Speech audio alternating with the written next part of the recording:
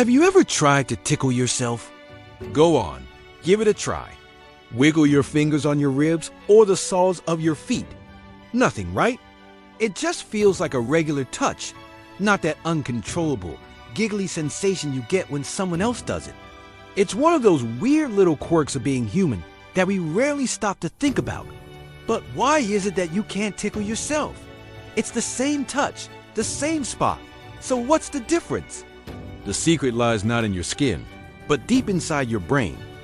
It's a fascinating story about prediction, surprise, and how your mind protects you from, well, yourself. Today, we're going to dive into the science behind this common puzzle and uncover why self-tickling is a mission impossible. So, what exactly is a tickle? At its core, tickling is your body's reaction to an unexpected light touch on sensitive areas. Think about it. When someone else sneaks up on you and starts tickling, your brain goes into high alert. It perceives this sudden, unpredictable contact as a potential threat.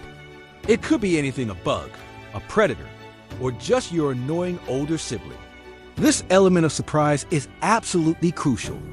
Your brain doesn't know what's happening or where the touch will land next, so it triggers a response. That response includes laughter, squirming, and that get it off me feeling.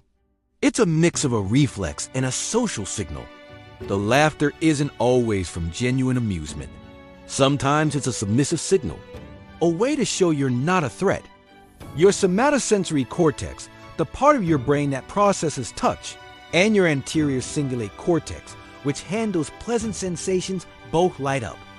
It's a complex neural party, and surprise is the guest of honor. Without it, the party just doesn't start. Now, let's switch the scenario. You decide to tickle yourself. You know exactly what you're about to do. You know which hand you're going to use, which spot you're going to target, and how much pressure you'll apply. There's absolutely no element of surprise. And your brain, being the incredibly smart and efficient machine that it is already one step ahead of you. The moment you even think about tickling yourself, a part of your brain called the cerebellum springs into action. The cerebellum is like the brain's little command center for coordinating movement and, importantly, predicting the sensory consequences of your own actions. It essentially sends a memo to the rest of your brain saying, hey, we're about to touch our own side. Don't panic, it's just us.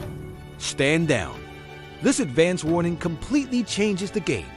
This process of your brain dialing down its own signals has a scientific name: sensory attenuation.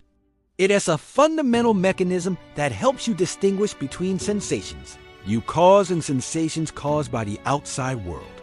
Think about how you feel your clothes on your skin when you first put them on, but after a few minutes, you don't even notice them. That's sensory attenuation at work.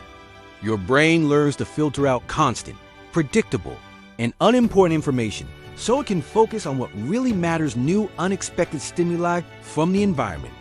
If your brain didn't do this, you'd be constantly overwhelmed by the feeling of your own body. You feel every heartbeat, the brush of your hair against your neck, the pressure of your feet on the floor, all with the same intensity as an external touch. It would be sensory chaos. So, when you try to tickle yourself, your brain simply attenuates or dampens the sensation. It knows it's coming. It knows it's not a threat, so it effectively tells your sensory cortex, nothing to see here, move along.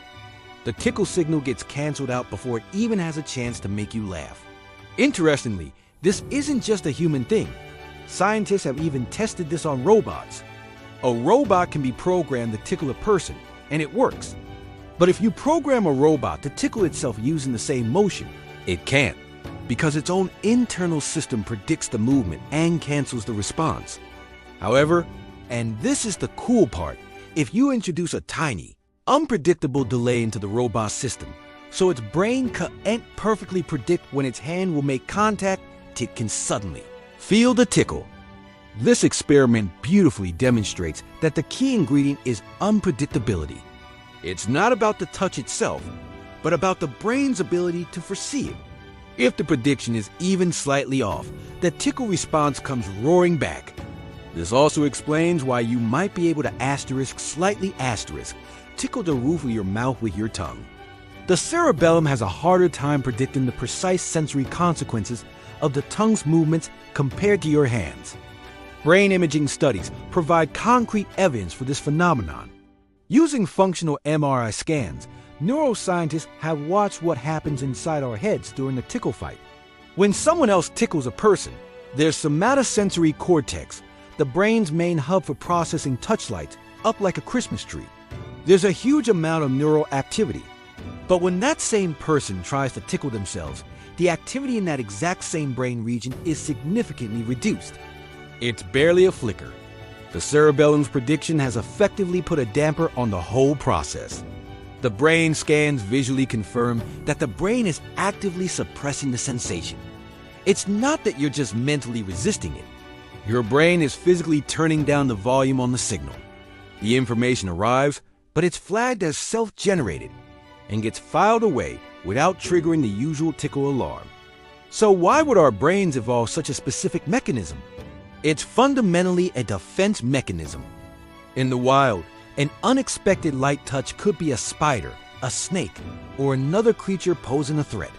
Being highly sensitive to this kind of external stimulus is a huge survival advantage.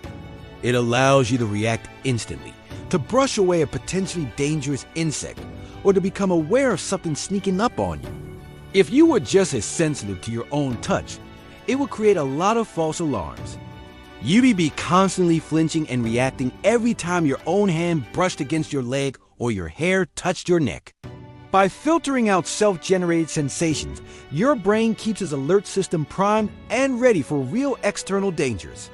It's a brilliant way to separate the signal from the noise, ensuring that when you do feel that ticklish sensation, you pay attention because it's coming from the outside world. In the end, tickling is a fascinating blend of reflex, psychology, and social interaction. The physical touch is just one part of the equation. The other, more important part is the mental context, the surprise, the unpredictability, and the social dynamic of interacting with another person. Your brain is a master predictor, always trying to stay one step ahead to make sense of the world and keep you safe. And in the case of tickling, its incredible predictive power is precisely what makes it impossible to surprise yourself. So the next time you find yourself in a tickle fight, you can appreciate the complex neuroscience at play.